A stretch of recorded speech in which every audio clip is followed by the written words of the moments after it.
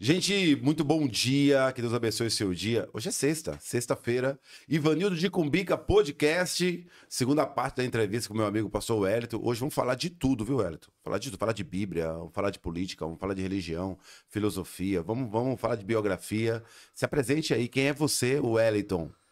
Bom dia, meu nome é Wellington Caetano, tenho 49 anos, sou, pela misericórdia de Deus, pastor, e hoje nós estamos aqui para falar um pouquinho do que Deus tem feito em nossa vida. Seja muito bem-vindo ao nosso podcast, curta e compartilha. Ivanildo de Cumbica no Instagram, no Facebook, qual que é a tua rede? Meu é Wellington_Caetano, Instagram, e Wellington Caetano de Holanda no YouTube. Show de bola. Breve, nosso canal. Você vai abrir nosso canal, hein? O Ivanildo de Cumbica vai abrir, vai dar umas dicas lá, ajudar a gente nesse grande projeto. Projeto social, projeto político, projeto religioso, projeto ecumênico. Nós vamos aí fazer e acontecer. Vamos junto nesse bate-papo? Tá preparado? Sim. Nós não tivemos tempo no nosso último encontro de falar a tua biografia, porque Caetano, a maioria dos Caetanos são oriundos do Nordeste. Isso. E você é nordestino mesmo? Não, eu sou de São Paulo, minha mãe da Paraíba e o meu pai do Ceará. Olha aí, mistura boa. É. Dois sangue bons, cearense e paraibano. Muito bem. E quando foi que você chegou a São Paulo? Você é paulista mesmo? Isso, eu nasci aqui. Nasceu aqui em Guarulhos, São Paulo? São Paulo, Vila Maria. Vila Maria, Quebrada da Vila. É. E morei 23 anos na Vila Gustavo. Vila Gustavo. Olha, eu conheço ali o Rei do Mocotó aí. Isso. Ali a Avenida. Vila Medeiros. Vila Medeiros. Isso. Morava ali. Gustavo Adolfo. Isso. Eu conheço tudo ali, hein? E aí, quando foi que você veio para Guarulhos? Como que se apaixonou por essa cidade? A cidade tão acolhedora que é a cidade de Guarulhos. Então, meu pai e minha mãe tinham uma casa aqui. E aí eles vieram e eu continuei morando com a minha avó, né? Criado com a avó. Filho de vó? É, criado com a avó. Meu Deus do céu. Aí houve aquele condomínio ali no Guainumbi e trouxeram a minha avó. Eles vieram para cá, nós ficamos mais uns 3 anos ali, eu e minha irmã. E depois eles migraram para cá, trouxeram minha avó para morar no condomínio. E aí eu não tive opção, eu acabei vindo também. Que bom. Muito bem. Qual é o seu sentimento de cidadão? Cidadão guarulhense, cidadão paulista. Qual é o sentimento? Qual é a tua visão de cidade? Como é que tá a cidade? Você tem essa preocupação política, de política pública, partidária? Qual que é o teu conceito com relação a isso? O que você acha globalmente da política? Como é que tá hoje o teu pensamento aí? Você se envolve com essas questões? Não, então eu não me envolvo muito, né, com essas questões. Quando eu cheguei aqui, as ruas, elas não eram nem asfaltadas, quando eu vim morar ali, aqui em Cumbica, né? E assim, houve um progresso nessa questão, mas essa questão política é muito complicado, né? Cada um toma o seu partido, então eu não me envolvo muito, né, em política, faço minha parte como cidadão, e aí a gente tá vendo aí agora, né? Colocou o pedágio para o cidadão de Guarulhos que usa a via para estar se locomovendo, uma coisa que não é justa, né? Ficou esse trânsito, o tempo parado, a Dutra um congestionamento terrível, agora liberou, mas custa caro, né? Então fica tudo na conta do trabalhador para pagar. É muito importante essa tua fala, porque as políticas públicas são necessárias, mas não pode ter nem aumento de imposto, não pode ter nem aumento de taxa. Você imagina você morar numa cidade que nem Guarulhos, que o trecho urbano é de 10 a 14 quilômetros, e você ter que pagar para circular dentro da própria cidade. Um absurdo. O que você acha disso aí? Um absurdo. Saiu de casa, paga. Voltou para casa, paga. E aí? E aí, se você quiser ir por dentro, congestiona tudo por dentro, trava. Você nunca vai chegar no horário, ou vai ter que sair muito cedo. Quer dizer, tá sufocando e atrapalhando a vida do cidadão de bem, né? Você sabe quanto custa 1 hora no trânsito? O Paulo estava comentando que para chegar na casa dele demora 1 hora e 40. Imagina quanto tempo você fica no Trevo de Bom Sucesso. Quanto custa um caminhão? A gente está falando de economia também. Um caminhão de uma transportadora que precisa entregar a mercadoria, ou um entregador autônomo ficar preso no Trevo do Bom Sucesso, que o pessoal colocou o nome. Sabe o nome do Trevo do Bom Sucesso ou não? Não. Trevo dos Infernos. Porque você chega ali, cara, para tudo, trava tudo, e aí eu vou deixar uma dica aqui na minha câmera, depois você vai fazer o corte disso aqui para mandar pro prefeito. Prefeito, é um absurdo o Trevo do Bom Sucesso ter ponto de ônibus. Como que tem ponto de ônibus? Precisa fazer bolsão de ponto de ônibus fora do Trevo. Como que para ônibus no Trevo do Bom Sucesso? Como que tem fluidez no trânsito? Aqui em São Paulo, a Companhia de Engenharia de Trânsito, geralmente ela inverte o tráfego no período de grande circulação de veículo, que nós chamamos no horário de pico. Então, por exemplo, agora de manhã, quem está indo para o centro vai usar uma faixa adicional da Radial Leste para ir para o centro de São Paulo. À tarde, quando você volta, horário de pico, você usa uma faixa da direita. Então, assim, precisa buscar alternativa, porque a gente não pode ficar economicamente, é inviável para uma empresa, para o entregador ficar preso durante muito tempo no trânsito, deixando de progredir as empresas, de melhorar a economia. Qual é o teu pensamento com relação a isso? Não, tá perfeita a sua fala. Ontem eu fui ao presidente Dutra, ele abriu aquela via que era para tirar o povo do Bom Sucesso, mas ali parece que está pior do que o Bom Sucesso. Tanto quem vem ali da base aérea, quanto quem vem da Dutra e faz o retorno por baixo para sair ali na Papa João Paulo, é terrível aquele lugar. Não anda. A gente percebe também que tem muitas vias que não tem farol. É uma confusão, parece a Índia, onde não tem farol, não tem nada e um tem que esperar o outro. Então tem muitos lugares que falta farol. Eu acho que os prefeitos das cidades que têm grande circulação de veículos deveriam fazer uma consultoria com o Maluf. O Maluf estava à frente do seu tempo. O Maluf fazia um túnel ali, uma ponte ali, um acesso ali, um piscinão aqui. O Maluf era um gênio da engenharia. Porque você pega uma cidade que cresceu muito, que é a cidade de Guarulhos, e as alternativas de engenharia de trânsito tá muito medíocre. Precisamos, contrata um engenheiro aí, contrata engenheiros que tenham, fazer concurso para melhora no trânsito, para a gente poder dar uma melhorada no trânsito, que causa prejuízo para todos nós. É um problema. Fora as empresas que estão indo embora de Guarulhos, né? Que nem você falou, uma grande cidade. Eu mesmo trabalhei 13 anos ali na Pemetal e ela foi embora por conta do imposto.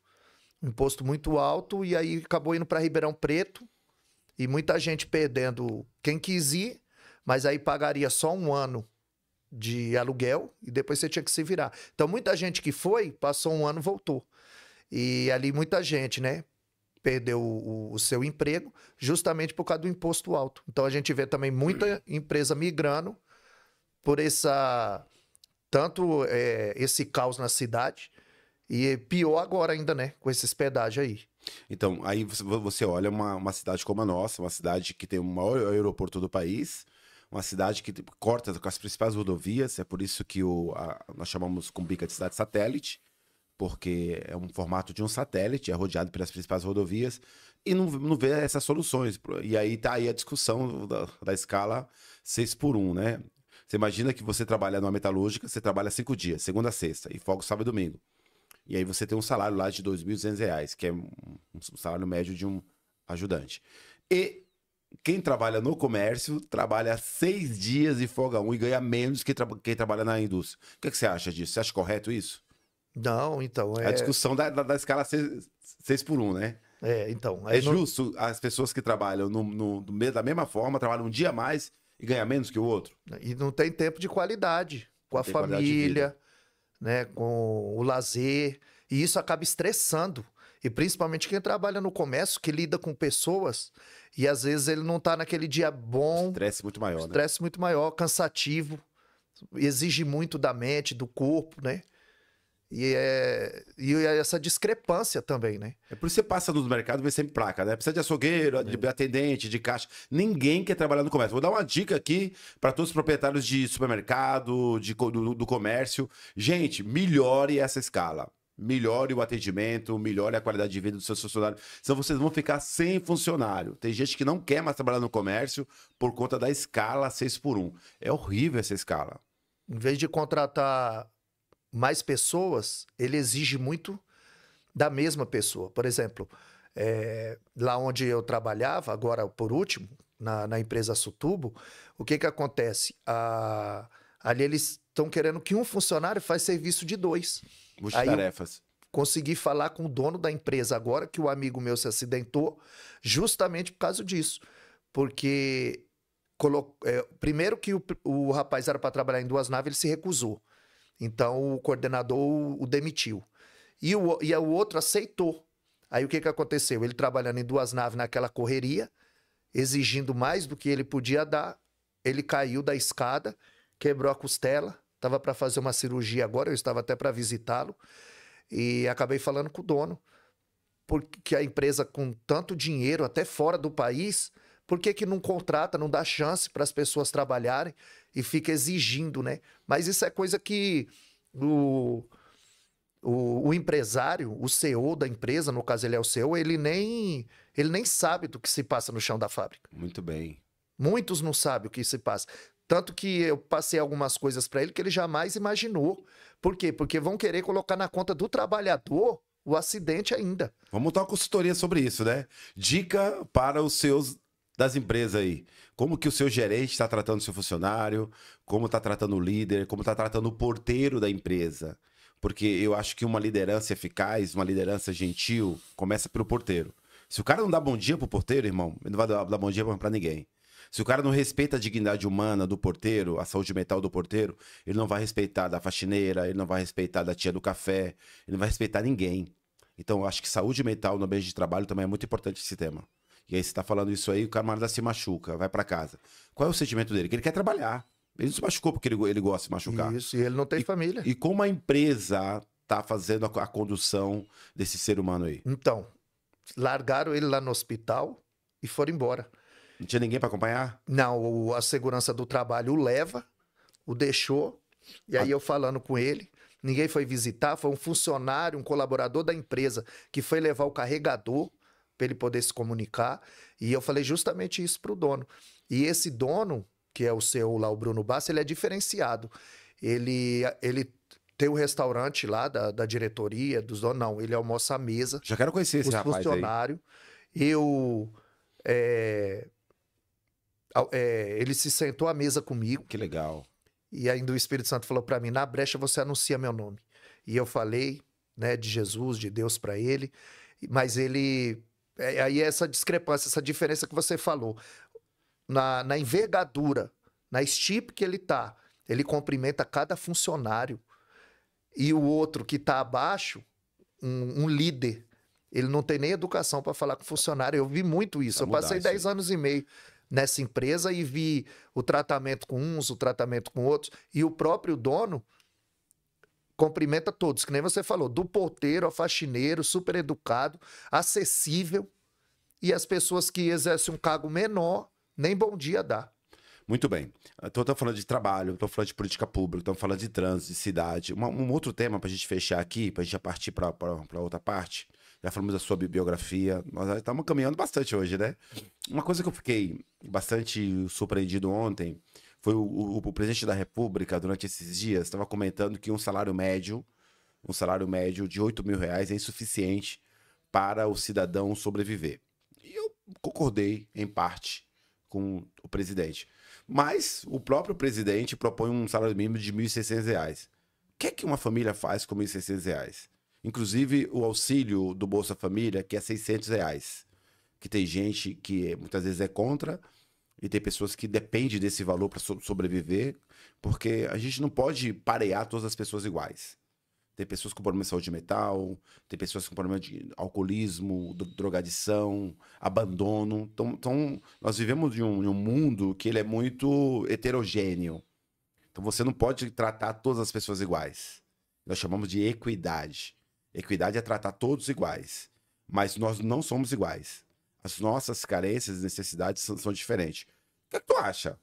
Como que sobrevive com um salário mínimo? Um aposentado sobrevive com R$1.600. O que é que ele faz com R$1.600? Um salário de um motorista carreteiro aí, R$3.000. O cara carrega uma carga milionária para cima e para baixo, na estrada, arriscando a sua vida, dia e noite, deixando a família. Então, eu percebo que os salários, no geral, os salários de todos os cargos, inclusive dos cargos operacionais, que requer mão de obra, muito baixo. O salário de um ajudante de R$2.000, o que o ajudante faz com R$2.000? O cara precisa pagar aluguel, precisa comprar roupa, precisa pagar conta de água, conta de luz, gás, alimentação. Como que sobrevive um cidadão que ganha R$2.000? O que você acha do baixo salário do nosso país? Então, ele tem que vender o almoço para poder jantar, vive no sufoco e acaba não tendo um momento de qualidade com a família, de lazer, porque no tempo vago ele tem que fazer Uber, no tempo vago ele tem que entregar pizza, porque você vê esse déficit que você está falando, a gente conhece e vê caso do erro, do pouco caso, pessoas que recebem o Bolsa Família que não precisa, que você sabe que a pessoa tem. Por exemplo, eu conheço um caso que a pessoa até no banheiro tem ar-condicionado e recebe Bolsa Família de 3 crianças, uma para cada. E enquanto outra pessoa precisa e não consegue. Aí eu também não consigo entender, né? O que umas pessoas são beneficiadas, parece que sempre tem um jeitinho, né? Conhece a pessoa ali do CRAS, do CAD único, e acaba dando um jeitinho da pessoa receber. E essa discrepância de salário. Então, tem pessoas que ganham muito e outras, né, ganham pouco, não há um padrão, né? E o salário mínimo é muito pouco. E as pessoas ainda querem se basear pelo salário mínimo. Quando você vai trabalhar é por um salário mínimo. Absurdo. Então, muitos não querem. Então, vai tentar um Uber, vai tentar fazer entrega, vai tentar por conta própria e acaba que dá aquele contingente, né? A minha esposa pegou o Uber agora com o rapaz, então ele faz Uber e entrega no Mercado Livre. Aí ele disse que no Mercado Livre não tem vaga para ele. Aí quando é sábado e domingo ele chama, porque não tem. Ele falou, também não vou no sábado e no domingo. Então todo mundo vai tentando dar o seu jeito, né? Por isso que a gente vive nesse aperto, né? Sem qualidade de vida. Sem qualidade de vida, de lazer, de família. E aí, esses dias, eu tava vendo que teve aquela votação do IOF e das bets, porque as bets pagam 12% de imposto. E aí os deputados recusaram que aumente para 18% o imposto das bets. Que é essas casas de aposta, que é uma desgraça, que está destruindo a vida de muita gente. Verdade. Né? Que como começa aí com a propaganda do jogo do Tigrinho, que muitos famosos, né, ficam milionários fazendo propaganda de bet, seja legal ou seja ilegal, mas sabe que muitas pessoas até beneficiaram do Bolsa Família, o cara já recebe Bolsa Família porque tá na situação ruim. Aí pega o valor do Bolsa Família para jogar no Tigrinho. Outro dia teve um moço que se suicidou porque gastou toda a sua economia no Tigrinho. Outra pegou a poupança e jogou no Tigrinho. Você acha que essas casas de aposta deveriam sofrer uma taxação um pouco maior? Ah, com certeza. Já que toma dinheiro de todo mundo? Toma. Precisa enriquecer a qualquer custo, né? Vai passar por cima de qualquer um. Uma enganação terrível. Ali a pessoa acaba se iludindo, né? Dá com uma mão e tira com a outra. A pessoa pensa que está ganhando, mas quando põe na ponta do lápis, uma pessoa que se suicidou no Ottawa, adquiriu uma dívida, acabou se suicidando, se enfocou, mas a dívida continuou. Vieram cobrar o pai porque ele não foi. Ele pegou com a agiota e perdeu no jogo. Meu Deus. Só que o agiota veio buscar. Ele morreu, mas a dívida não ficou. O pai e o filho teve que trabalhar para pagar. Então isso tem destruído família. Isso tem destruído vida psicológica. Nesse engano. Lá mesmo onde eu trabalhava, tava uma febre. Todo mundo jogava. Eu também joguei, todo mundo jogava. Uma ilusão que você acha que vai ganhar, né? Mas graças a Deus eu, né, não me aprofundei nisso. Mas teve um rapaz lá que pegou o salário todo, ele precisava de dinheiro. Meu Deus. Ele não tinha de onde tirar. Ele pegou o salário todo e jogou na roleta. Porque lá na Bet tem roleta. E ele jogou tudo na cor vermelha. O salário inteiro. Meu Deus. Só que deu vermelho. Dobrou. E ele chegou lá na máquina onde eu trabalhava se tremendo. Ele falou, nossa, você não sabe o que eu fiz. Falei, o que foi? Você tá passando mal? Ele falou, joguei o salário todinho no vermelho e deu. Eu dobrei. Eu precisava desse dinheiro. E se ele perde? Foi o que aconteceu com o outro. O outro jogou o dinheiro do aluguel. Meu Deus. E perdeu. Aí a mulher queria se separar. Ele acabou com começo de depressão. Queria se matar. Aí eu orei por ele lá no canto da empresa. Né? Acabou que ele acabou indo para a igreja. E acabou que ele parou com isso. Porque isso daí ia levar pro abismo. E isso vicia. Chega um tempo que o cara quer já assistir, por exemplo, um jogo de futebol, Não é mais por esporte, por lazer. Ali já é uma aposta. Ele já quer sempre... E aí ele vai tirar dinheiro de onde não tem, para poder sustentar o seu vício. Vício do jogo de azar. Vício. Vicia e eu... Certeza, fato. Eu vi pessoas se matarem, pessoas entrarem em depressão, pessoas perderem patrimônio, bens, porque existe até profissionais, né, que tem canal e tudo, que indica, tem ali no Telegram, eles mandam sinal para quando vai entrar, eles vendem curso. Então tudo vai girando em torno do capital. O negócio é enriquecer a qualquer custo, né? É por isso A ganância. A ganância. Por isso que 1 Timóteo 6,10, Paulo diz que a raiz de todo mal é o amor ao dinheiro. Não é o dinheiro. Não é o dinheiro, é o O amor amor por ao ele. dinheiro. O problema não é dinheiro no bolso, é o dinheiro no coração. O problema não é ter dinheiro, é o dinheiro nos ter. E eu acompanho um moço no Instagram que ele ensina como ganhar dinheiro. Então ele vai lá, compra uma caixinha de paçoca, ele pega lá o dinheiro na mão e fala, ó, vou comprar uma caixinha de paçoca. Aí compra lá, tipo, R$ 30. Aí ele sai vendendo a paçoca e mostra quanto ele vendeu. Então ele faz isso com vários produtos.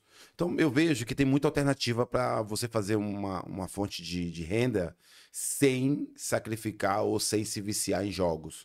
Você acha que é importante ensinar as pessoas a não cair nesse golpe? Tem que ter consciência. Esse dia eu fiz 3 listas de 3 tipos de vício que é um problema. O vício dos jogos, o vício da pornografia e o outro vício, eu esqueci qual que era. Era 3 vícios aí que eu falei que era uma desgraça, que destruía. O do cigarro é terrível também. A pessoa não consegue parar. Drogas. Eu coloco cigarro como drogas. Bebida, compra tudo. Prostituição, que tem camarada que não tem jeito. Ele pega o salário e gasta com prostituição. Seja prostituição pessoal ou virtual, ele gasta. O cara é pornógrafo e é um mercado muito grande, o mercado da pornografia. Existem moças de família, até mães de família, vendendo o corpo na internet para ter lucro. Esses jovens, infelizmente, jovens até mesmo das nossas igrejas, os jovens que nós conhecemos do nosso núcleo familiar, que estão vendendo o corpo na internet para ganhar dinheiro. Várias plataformas aí, você vê o time de futebol do Vitória é patrocinado por uma plataforma de prostituição. E tá tudo bem, e todo mundo acha legal, entendeu? É uma coisa meio... Aí você tem o vício dos jogos, que muitos times de futebol aí... Por exemplo, eu sou corintiano, eu sou apaixonado, mas eu jamais compraria uma camisa do Corinthians com o logo da Bet. Todos, né? Todos os times estão patrocinados por isso. Se eu comprar, eu compro sem o logo. Não vou fazer propaganda de Bet, porque a Bet, infelizmente, mesmo legalizada, destrói muitas famílias. E o vício das drogas, né? Que a gente coloca as drogas lícitas e as drogas ilícitas.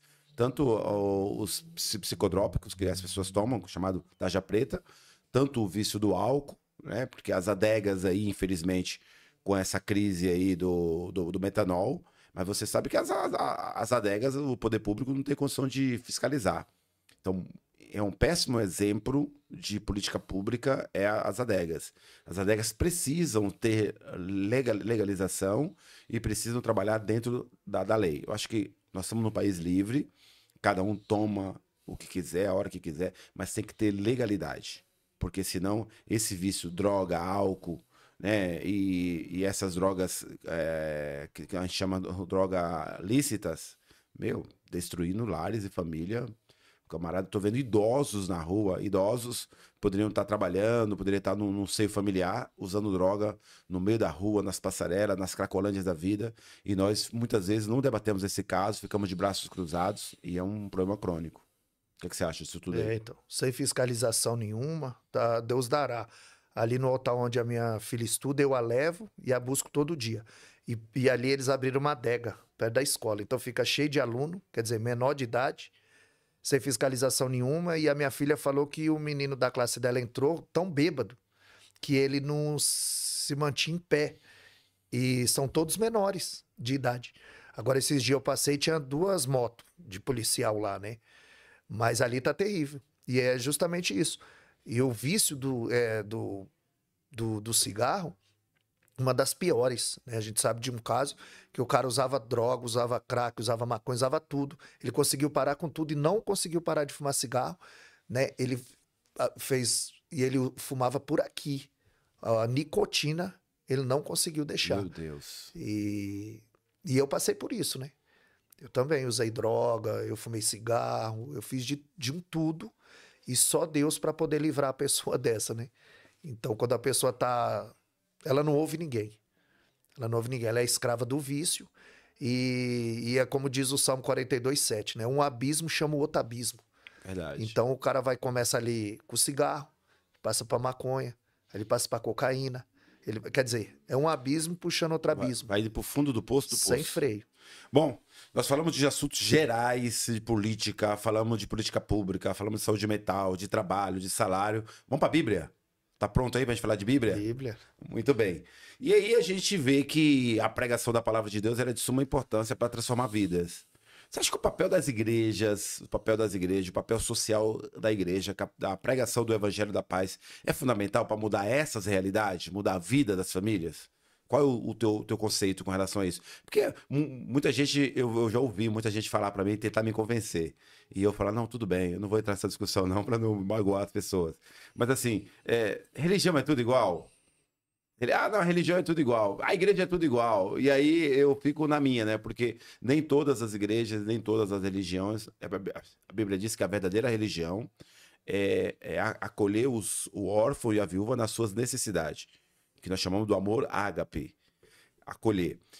Todas as igrejas é igual, todos pregam o evangelho igual, o evangelho é um só, a religião é uma só. Qual é o teu ponto de vista disso aí, o teu pensamento? Pra gente começar essa discussão, esse debate. Então, a palavra religião, religar o homem a Deus. Então, eles querem fazer o ecumenismo, colocar todo mundo debaixo do mesmo guarda-chuva, né? E dizer que todas as religiões são iguais. Provérbios 14:12, a Bíblia diz que há caminhos para o homem que lhe parece direito, mas o final é o caminho da morte.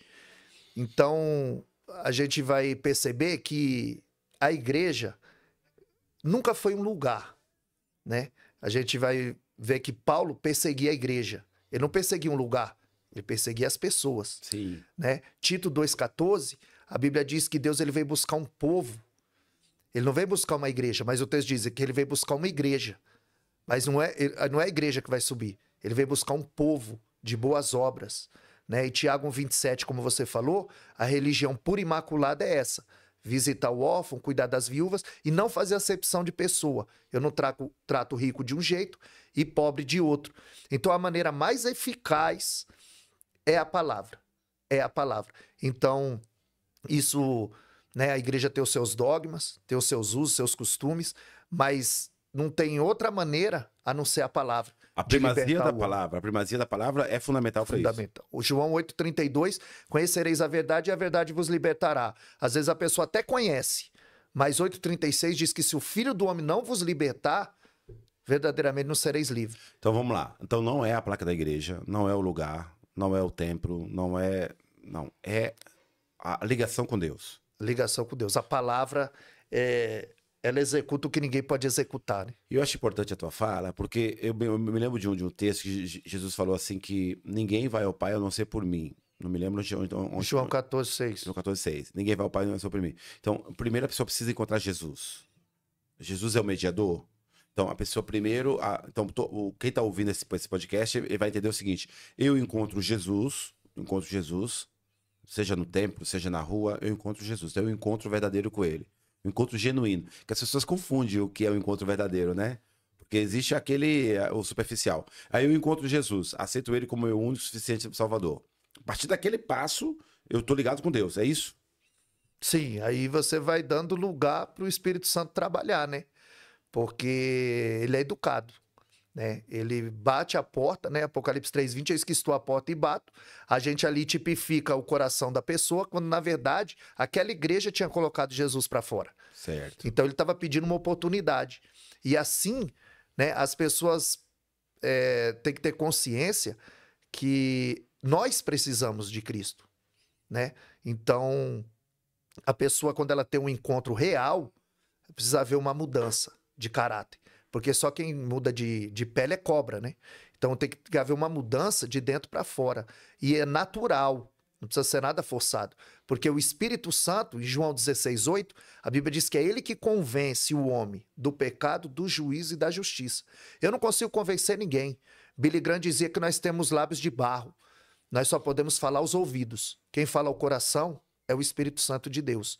Então a gente vê em várias passagens que Deus abriu o coração de Lídia para ouvir a palavra. Então, a partir do momento que você começa a dar lugar, dar abertura para o Espírito Santo entrar, e você começa a conhecer, porque eu só conheço a Deus através da sua palavra, e a palavra executa o que ninguém pode executar.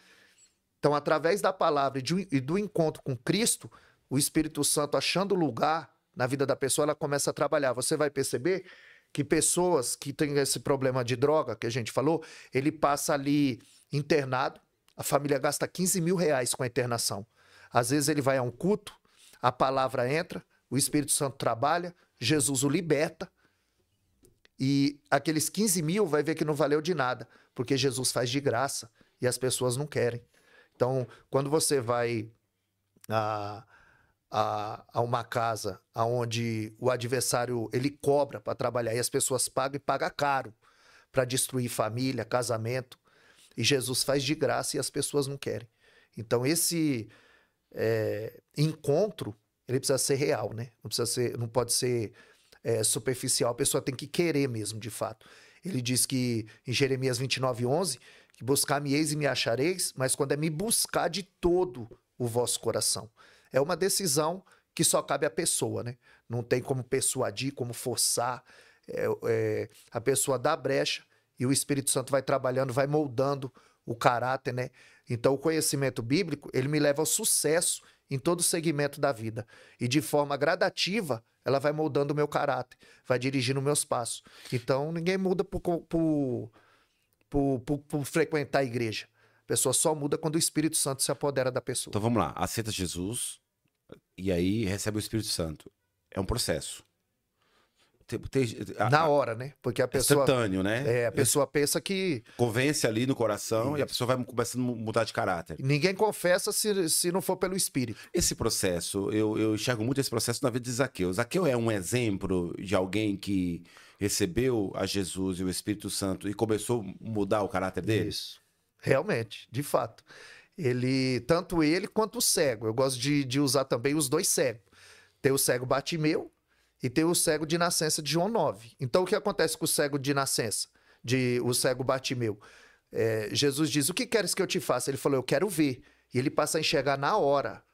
O cego de nascença, Jesus diz, o que queres que eu te faça? Ele falou, eu quero ver. Aí Jesus unta os olhos dele, né, com lama. Ele vai no tanque de Siloé. O que significa? Um processo. Tem gente que é liberto na hora e tem gente que passa processo. Eu mesmo fui um que passei um processo. Eu mesmo usando droga, eu ia à igreja. Eu usava droga e ia para a igreja. Eu saía da igreja e usava droga. O meu foi um processo. E o caso de Zaqueu, ele sobe num sicômoro, né? Ali os biblistas dizem que ali havia um dedo de espinho. Era uma curiosidade bíblica. Isso, curiosidade muito... bíblica. Bom. Não era coisa fácil que ele estava fazendo. Um desafio para ele. E quando ele subiu para ver Jesus, mas foi Jesus quem o viu. Top. E ele disse, desce, porque hoje me convém pousar na sua casa. E o interessante ali é que o capítulo 18 de Lucas nos fala de um jovem rico. E no capítulo 19 nos fala de um velho rico. Top. Paralelismo bíblico. Eu amo isso aí.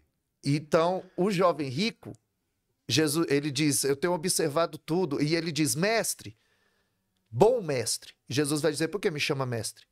É porque me chama de bom. Só há um bom que é Deus. E aí, quando Jesus fala para ele, olha, vende tudo e me segue, ele se entristece e sai. E aí os discípulos disseram, quem poderá se salvar? Aí Jesus disse, viu como é difícil um rico entrar no reino do céu?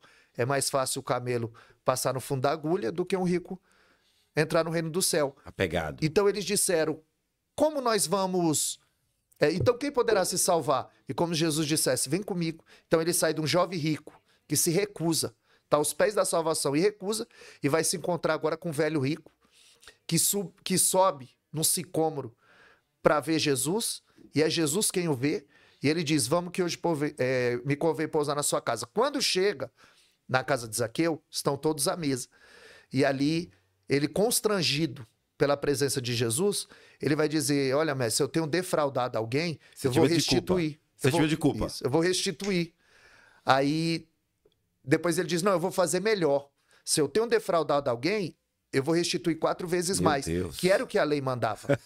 Né? Que você defraudasse alguém, você tinha que restituir 4 vezes mais. Ó, essa palavra daqui eu amo muito, porque o mau caratismo dele, ele joga fora na hora ali, né? Isso. A mudança. Ele não muda por fora, ele muda por dentro, de atitude, caráter. Né? Eu mentia, eu não minto mais. Eu roubava, eu não roubo mais. Então, o que acontece? Quando ele está ali, que ele diz, olha, se eu defraudei alguém, eu vou fazer melhor, 4 vezes mais, então Jesus vai dizer, a salvação chegou nessa casa.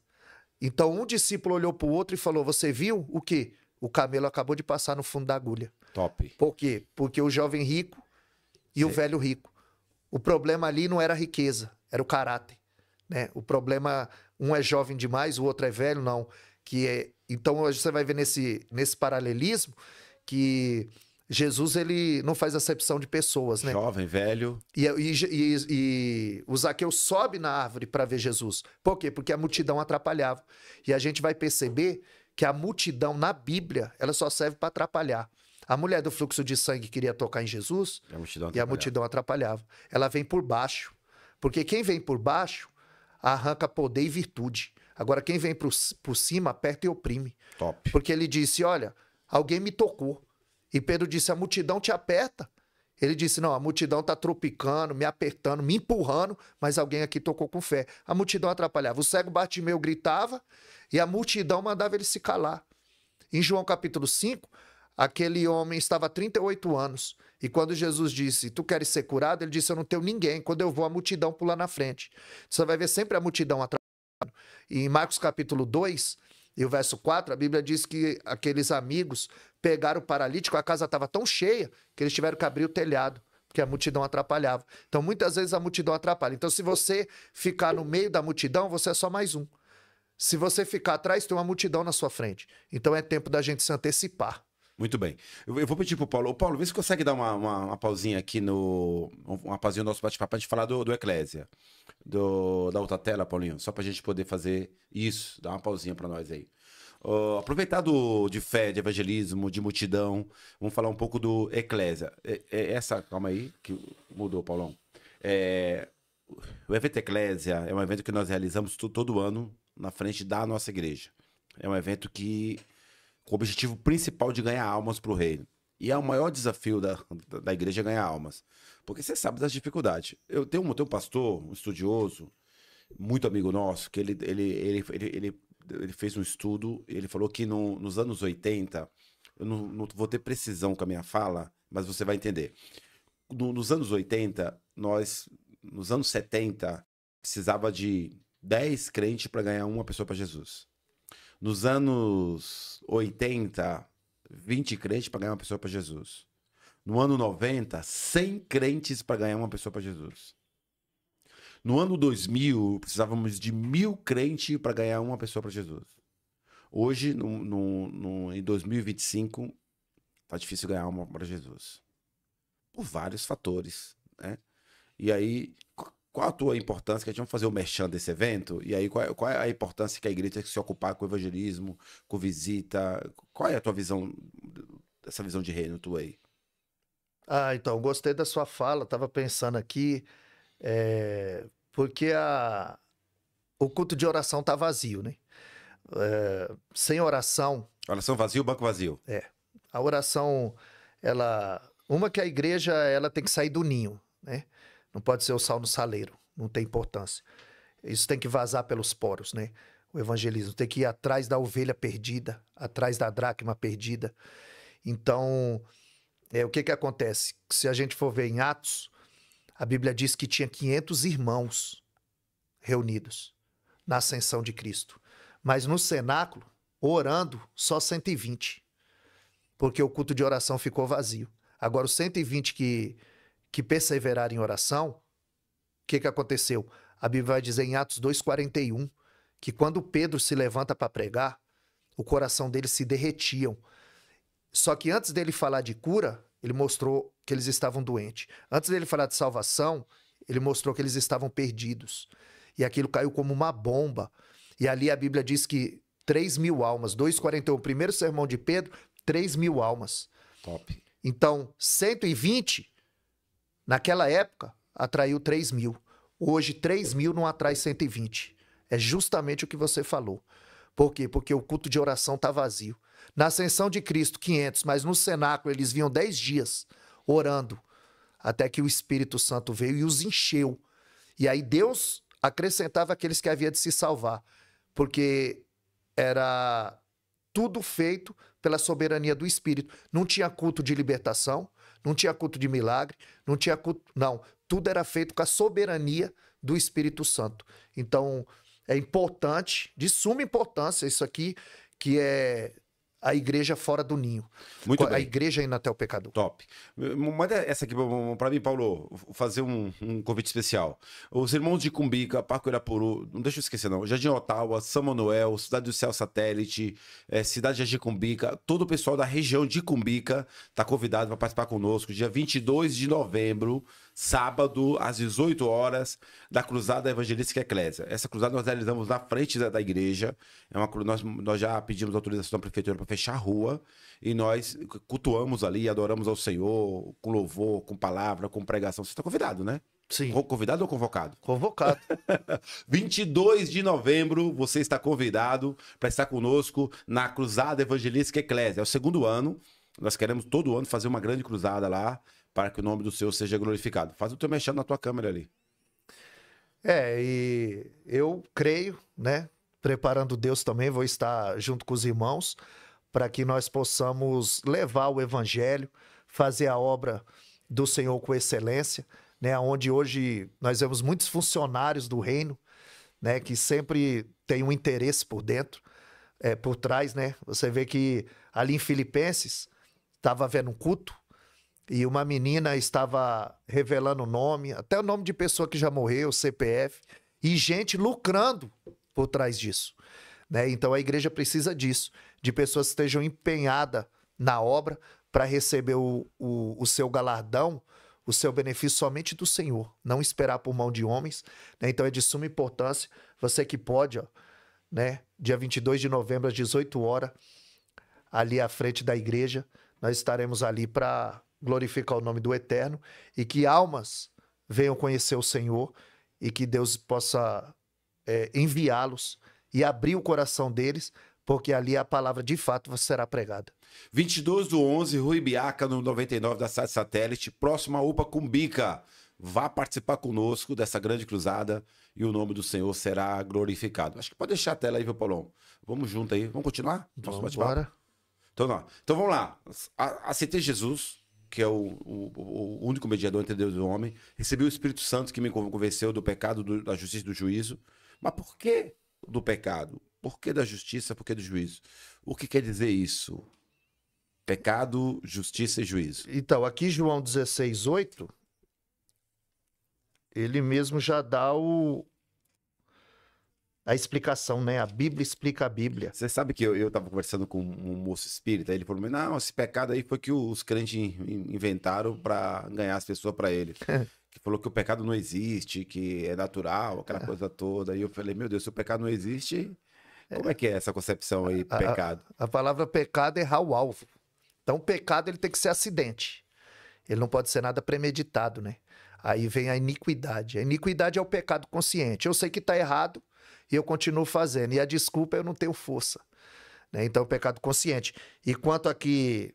e quando ele vier convencer ao homem do pecado, da justiça e do juízo.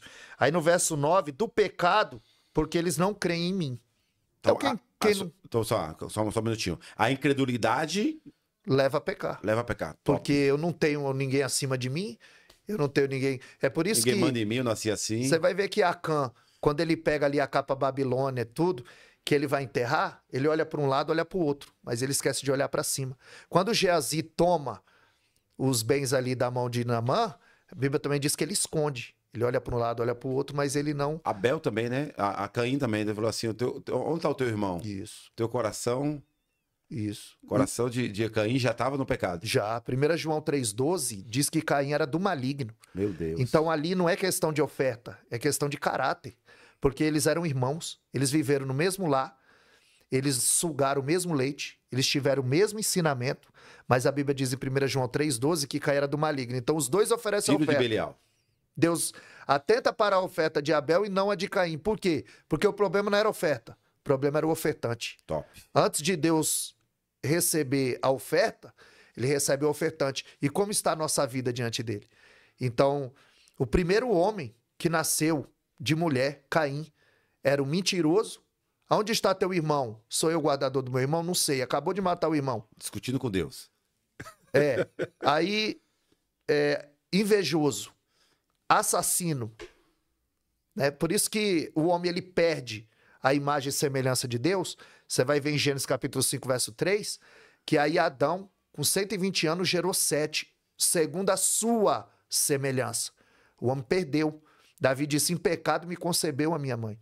A gente já nasce, né, no pecado. É quando ele diz aqui, ó, quando ele vier convencer ao mundo do juízo do pecado, ó, do pecado porque eles não creram em mim, da justiça porque eu vou para o meu pai e vocês não me verão mais, e do juízo porque o príncipe desse mundo já está julgado.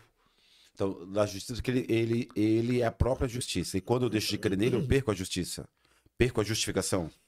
Porque a justiça é um fruto, né, do espírito. O autocontrole, o amor, a mansidão, a paz. Então, quando o Espírito Santo me domina, que eu sou dirigido por ele, então ele dirige o que eu falo, o que eu ouço, o que eu faço, o que eu visto. Então, a justiça de Deus é como diz, né? No tribunal, segundo aos Coríntios 5:10, a Bíblia diz que todos nós compareceremos ao tribunal de Cristo para prestar conta do que fizemos por meio do corpo. Então, no tribunal dele, não tem como corromper o juiz nem as testemunhas. Os salvos receberão justo juízo. Isso. Olha o que Paulo diz em 2 Timóteo 4:8. Desde agora está me preparada a coroa, a qual o Senhor, o justo juiz, me dará naquele dia, não só a mim, mas todos quanto amarem a sua vinda. E tanto o Salmo 11, verso 7, e o Salmo 7, o verso 11, diz que ele é justo e ama a justiça. Então não tem injustiça com ele, né? Ele não se deixa subornar. Então ele é o justo juiz que julga a causa de fato como que tem que ser julgada, né? E do juízo, porque o príncipe desse mundo já está julgado. Depois que a Bíblia diz que o mundo jaz no maligno. 5:19, né, de João. O príncipe, o Satanás. Isso, o Deus desse século. O jaz quer dizer esquecido. Então o mundo está esquecido, né, no maligno. Justamente isso. Ele diz que em 2 Coríntios 4:4, que o Deus desse século, então Deus com D pequeno, é chamado de Deus desse século, né? 1 João 5:19 diz que o mundo jaz do maligno. E João 14:30, ele diz que é o príncipe desse século.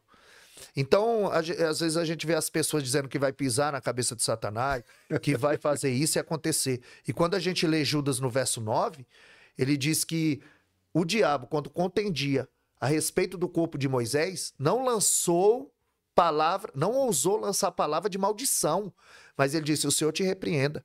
Mas hoje não, as pessoas lançam maldição, faz campanha, faz e acontece, e ele tem poder. Segundo aos Coríntios 11:14, Paulo disse, não é maravilha, porque o próprio Satanás tem poder para se transformar num anjo de luz.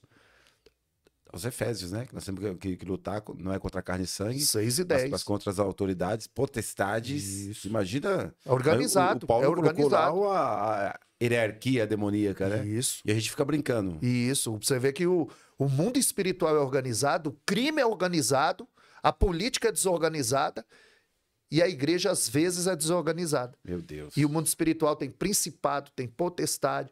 Um demônio que vem para cima do pastor não é o mesmo que vem para cima de um membro. Porque Jesus disse, vai ferir o pastor e as ovelhas vão se dispersar. Então o alvo é mais acima. O que fazer para ser salvo? A pergunta que surge, né? Porque as pessoas falam assim, eu vou lá na religião afro, vou lá na religião oriental, vou lá na religião, por exemplo, tem aí o budismo, tem a Seishenoe, tem várias religiões que as pessoas buscam para ser salvo. O que fazer para ser salvo? O que é o caminho para ser salvo? Qual é o caminho bom para ser salvo? Porque as pessoas muitas vezes estão procurando Deus num pedaço de tecido, em uma imagem, está procurando Deus em uma voz. Então, cada dia que passa surge novas oportunidades para as pessoas buscar a Deus através de artefatos. Qual é o verdadeiro sentido? Aonde está Deus? Como eu encontro Deus, segundo a Bíblia? Porque Jó 42:5, ele disse, só de ouvir falar eu te conhecia. Agora te veio os meus olhos. Quer dizer, tem gente que só conhece Deus de ouvir falar, não de andar com ele, não de ler Bíblia, de orar, de jejuar. Então aqui no livro do profeta Miqueias 6:8, e ele te declarou, ó homem, o que é bom, o que o Senhor pede de ti, senão que pratiques a justiça, porque 16:8, né? Sim. Ele é a justiça. Ele é a justiça. Que pratiques a justiça, ames a misericórdia e ande humildemente com o teu Deus. Né? Então, o que deu? Ele te declarou, ó homem, o que é bom e o que o Senhor pede de ti, que pratique a justiça, a misericórdia. A contrapartida. E ande humildemente com o seu Deus. Você precisa conhecer a Deus, deixar Deus trabalhar na sua vida, te convencer do pecado, da justiça e do juízo, ter consciência e que o diabo não veio erradicar do coração de ninguém, que há uma prestação de conta, há um dia determinado.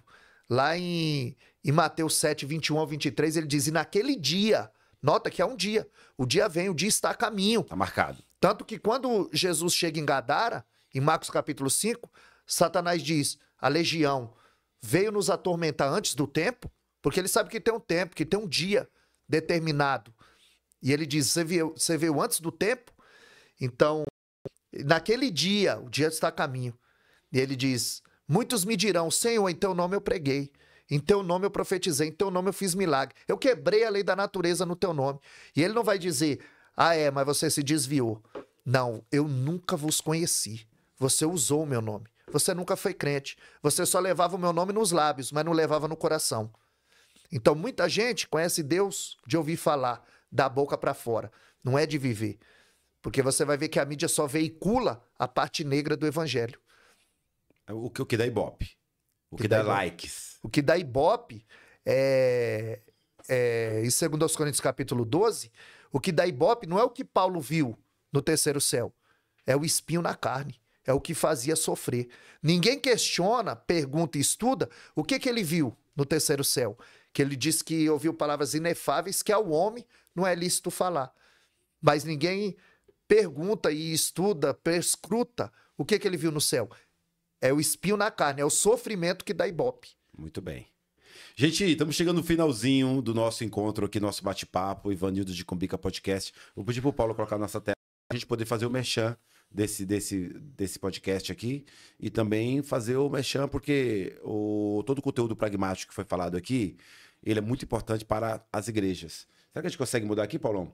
Mudar para a gente deixar rodando a tela aqui, para a gente poder abrir novas portas da pregação do evangelho. Porque a gente percebe que muitas igrejas, o pastor tem dificuldade, por conta do tempo, por causa do estudo, por causa de algumas dificuldades.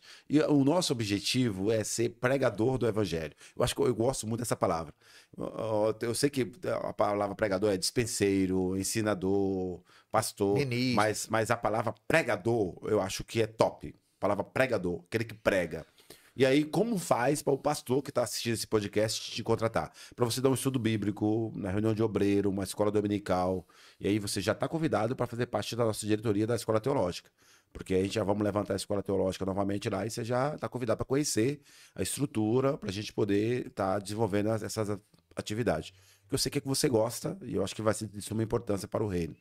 Mas como que o pessoal te encontra? Qual é o teu canal aí? WhatsApp, telefone? Como é que faz para te encontrar?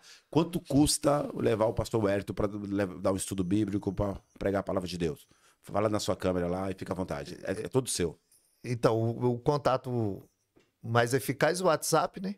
Que é o 11 9 8635 8635 0873. 0873. 911 8635 0873. Isso, Gravei. 11 9 8635 0873. 8635 0873. É o mais eficaz, né? Pode me achar, eu não, pela misericórdia de Deus, eu não Custa cobro, nada? eu não tenho. Não, porque Mas não. se o pastor quiser dar a oferta da gasolina Aí lá. é com ele, né? É o que Deus colocar no coração, porque a gente não é um produto, né? A gente vê muita gente cobrando e pondo preço, então. Mas eu acho importante a tua fala, porque assim, e aí eu vou falar pra minha câmera. O pastor que for ético, tiver bom senso, bom siso, entendimento, vai separar uma ofertinha de no mínimo R$ 200 pra te ajudar.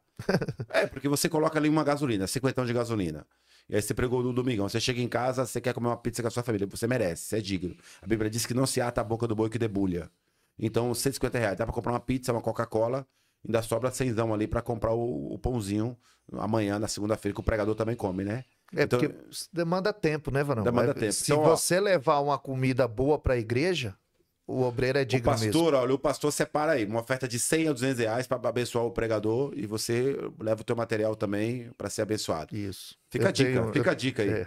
Eu levo essa Bíblia, que é uma Bíblia ultra fina, gigante, né? Acabo que eu ainda levo esse material, né? Às vezes as pessoas me abençoam e são abençoadas, fica um preço bem acessível, essa Bíblia. E eu tenho o canal no YouTube, né? Que você escrever lá, Wellington Caetano de Holanda, tá? A foto da minha esposa, né? Você tem ali, né? Já tá com quase 1.300 inscritos, né? O canal tá com 240 mil visualizações. Top. Né? Porque tem conteúdo e como você bem frisou, a gente demanda tempo, né? A gente separa ali aquele tempo para estudar a palavra. Eu mesmo, para fazer a mensagem diante do Deus eterno, eu levo de 5 a 6 horas debruçado sobre o texto e pregador de esboço, né? Eu faço meu esboço, levo meu esboço. Todo pregador deve usar o esboço. Prego no esboço porque isso demonstra o que você estudou, que você se preparou. Né? Ninguém vai fazer a obra do Senhor. Jeremias 48:10 diz que é maldito quem faz a obra do Senhor de qualquer jeito. Então eu sempre procuro levar algo para a igreja do Senhor, não comida enlatada. Né? Tem o Instagram também, né? Que é o Wellington_Caetano. Né? E ali você pode ver alguns conteúdos, algumas mensagens que nós temos pregado por aí.